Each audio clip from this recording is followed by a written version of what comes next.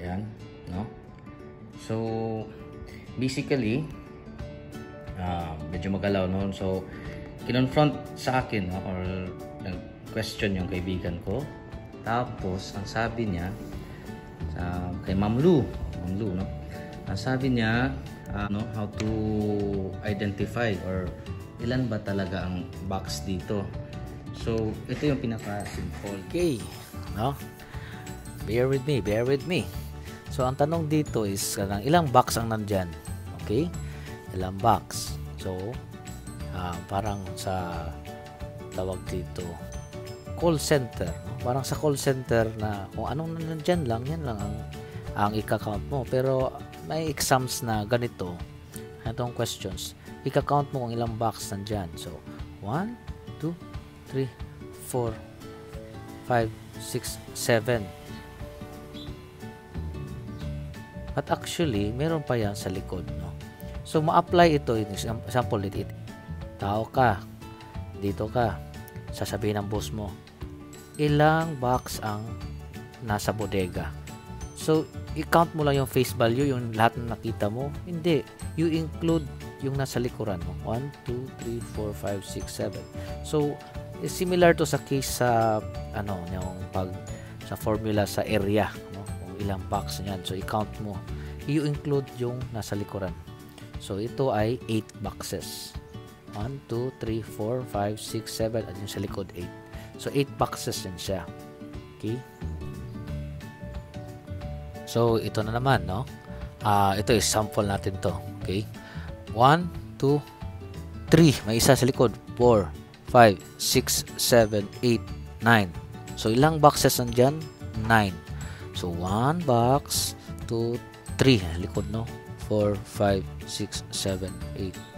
1, 2, 3, 4, 5, 6, 7, 8, 9. Okay? Ang iba kasi tinitingnan yung mga corners, no? Yung corners. Pwede din, no? 1, 2, 3, ganun. 4, yan. 5, tapos 6. Ito siya. So, corners ang tinitingnan ng iba.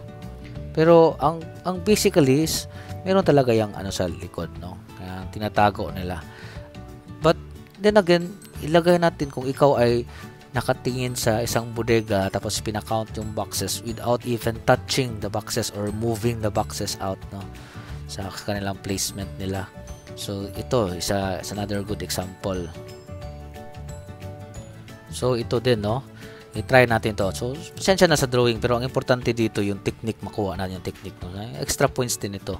So kung titingnan natin, mayroong mga hidden, no, masyadong hindi makita pero nakapatong dito. So, ang tanong dito kung ilang box ang nandyan. Siyempre, 1, 2, 3, 4, 5, 6. Nakakalito, no? So, one way tayo and the other way pa ganun. Okay? So, directional kasi kung mag ganun ka tapos mabalik, malito ka sa pag-count. So, i-count natin to 1, 2, 3, 4. At sa ilalim nito, 5, 6, kasi double to, 7, 8, 9, 10, 11, 12. So, dito naman, 13, 14, nasa baba, 15, 16, 17, 18, 19, 20. So, 20 boxes yan siya.